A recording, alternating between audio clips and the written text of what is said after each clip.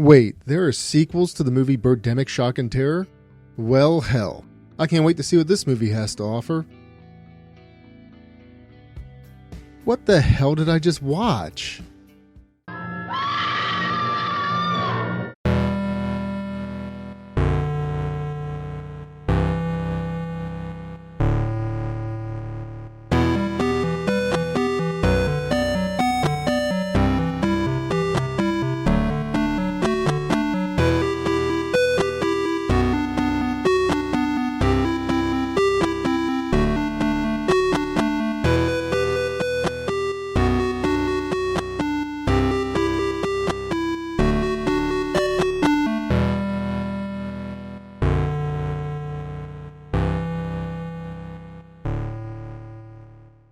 So, first off, it looks like James Wynn learned nothing from his first movie, and I'm going to go through the events of the movie just to prove that point. I'm going to keep it simple, but still go over the ridiculousness. So, the movie starts off with our main protagonist, Bill, awkwardly walking around the streets of Hollywood, and you can tell that he's slightly nervous by walking these streets.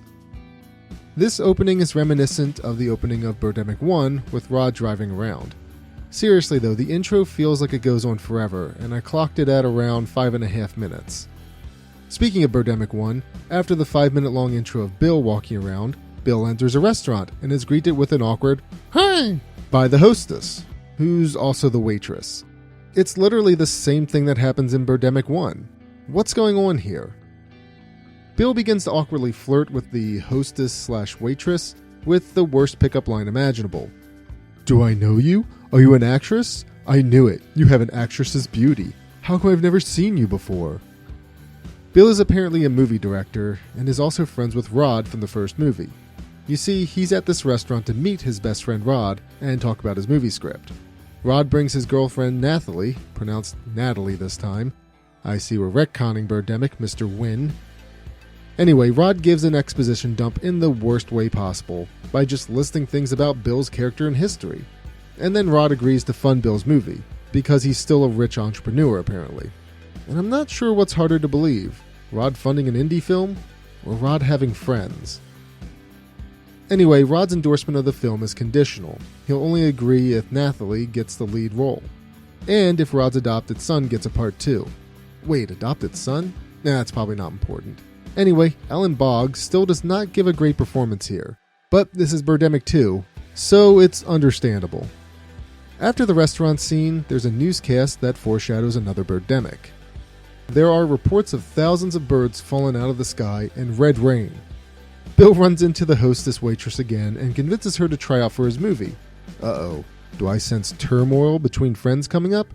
Meh, I doubt it. I can't see Rod dialing it up to anything past a 1. Tippi Hedren is also referenced again as her Hollywood star as shown in the movie. I just mentioned that because it's shown right after Bill meets the hostess again. There's another callback to Birdemic 1 in a scene where Bill and Rod meet with potential movie investors. Can you guess how much Bill gets for his movie? If you saw Birdemic 1, you might assume $1 million, and you'd be right. This is then followed by high fives and clapping all around, just like the first film. So casting happens and Gloria was selected for the lead role, much to Rod's chagrin. At least I think he's upset, it's hard to tell. Bill and Gloria start dating, and what follows is a very long montage of bad audio/dialogue and driving footage through California. Or driving in front of a green screen, either or. That's all it takes for Gloria to fall in love, I guess. The two eventually run into Rod and Nathalie, and Rod questions if the two are dating, and then Nathalie runs to the bathroom. The scene changes and we see a woman swimming in the ocean. This is where the birds come in, right? If only. A giant CGI jellyfish attacks a woman, and I have no idea why this scene was even included in the movie, aside to pad out the runtime. I will say though that the jellyfish looks worse than the clip art birds from the first movie, if you can believe that. Anyway, 911 is called for the woman, Nathalie returns, and the group watches a CGI ambulance drive away. The next scene takes place at a museum, where the group stops to admire ancient birds. You'd think Rod and Nathalie would have PTSD from seeing birds, but I digress. The group is shown with a kid, whom I assume is the kid actor from the first movie. The boy, that is. Apparently the boy's sister died due to the fish that Rod cooked in the last movie. This is actually incredibly sad. But this is Birdemic 2, and the line was delivered so matter-of-factly, and poorly, that it's honestly the funniest thing in the movie.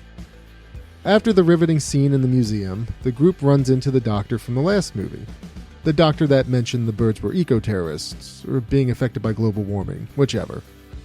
They all talk about birds, and he mentions birds in the tar pits.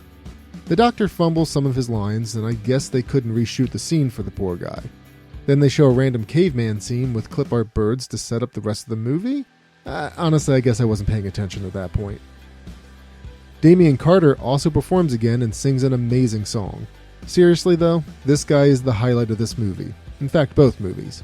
And what is shown during this song is some of the worst dancing and choppy editing imaginable. It's honestly the best part of the film. Bill and Gloria end up at the same hotel as Rod and Nathalie in the last movie, probably out of convenience. Bill and Gloria then make sweet, sweet love, as is indicated by awkward crossfades. Then, the unspeakable happens. Besides the weird lovemaking. Red rain pours down from the sky, and birds attack. Apparently, some higher power is just mad that Rod and Bill are able to get lucky, so it tries to cleanse the world. The red rain unleashes prehistoric birds from the tar pit, like the doctor said it would. These birds are vultures and eagles, but they share the same clip art animation as the previous film's birds. The birds attack Bill's movie set, people grab what they can to recreate the amazing scene from the first movie, but it just isn't as good. It's goofy, but the first one is better. This scene was played for laughs by the look of it, whereas the scene from the first film was played seriously. Birds attack another set, and we get more bad acting. The main four and other survivors go around the Hollywood studio parking lot and around Hollywood looking for survivors. Rod does some sweet spin kicks, but it's all just so weird. It's honestly just so goofy that words can't really do it justice. Here's the strange thing. I mentioned PTSD earlier, but Rod and Nathalie act like this. Wait, let me not use the word act. They don't mention another attack or find it weird that the birds are attacking again, until someone asks why it's happening. Then Nathalie mentions that it happened before. Then they never mention it again. Speaking of the first movie, didn't they have an adopted son? Oh well, I guess that's not important now. The group travels around and finds the tree hugger from the first movie. He has a reality TV show now where he and his wife lecture people about going green. Anyway, the rest of the movie is the group driving around, stopping at places, talking to people, and shooting at birds. It's actually hilarious that the movie tries to show this widespread danger, such that the roads are abandoned, but when the group is driving, there are cars everywhere. The group ends up at a graveyard when the red rain starts back up. It now has the power to bring the dead back to life. The effect of the corpses rising from the grave are some of the best yet. And yes, that was sarcasm. The heroes shoot at the zombies and aim everywhere but their heads. Now, you may think that it's because they don't know what they're shooting at, but one character mentions that they're zombies, so whatever. The group ends up at a zoo and get another lecture about going green. More die as they leave, then they run into a caveman, and I'm just here left wondering how we got to this point as a people. I mean, we used to be a society. Anyway, the group travels around more until Rod, Nathalie, Bill, and Gloria are left. Then the birds leave, similarly to how Birdemic 1 ended. And just like that, Rod and Nathalie completely forgot they had an adopted son as the clip art birds just randomly flutter in front of a storefront.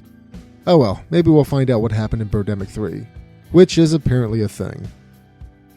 Birdemic 2 is honestly a hard watch. I mean, Birdemic 1 is too, but at least it had some charming qualities to it. Birdemic 2, not so much. The bird attacks happen about halfway through the movie, which is on par with the first movie, but those scenes just aren't as memorable as the ones in Birdemic 1. James Wynn apparently designed this movie to be self-referential, so I guess it succeeded with that. It also didn't look like any of the actors had fun with this movie. You could have had the characters making bird puns the whole time, stuff like, "Go flock yourself," "Crow to hell," or "No flapping way." Instead, we got nothing, just more wooden acting, if you want to call it acting. Rod and Nathalie, or Alan and Whitney, appear to be super checked out in most scenes, especially Whitney. I remember hearing that Whitney didn't want to reprise the role of Nathalie, which is why her character awkwardly disappears during scenes, but I couldn't find anything to back that up. Although I completely understand not wanting to reprise the role. While I contend that Birdemic 1 is played straight, such that it comes off as a so bad it's good movie, which ultimately cements its legacy as a cult film, Birdemic 2 feels like a bad attempt at purposefully creating a cult film. It just doesn't work. There's even a meta scene about turning the movie's plot into a movie. It's just weird. I'd say give Birdemic 2 a pass. It's just as hard to sit through as the first Birdemic, but it's less charming than that movie. Honestly, if you're going to watch either of them, just watch Birdemic 1. Again, I can't say anything for Birdemic 3 yet. So, that said, another Hyp3r Halloween has come to a close. I hope you enjoyed this look at some of my favorite sequels, and some of my not-so-favorite, and maybe even learned a thing or two about some of these movies. As always, thank you for watching. AMF, adios my friends, and have a safe and Hyp3r Halloween.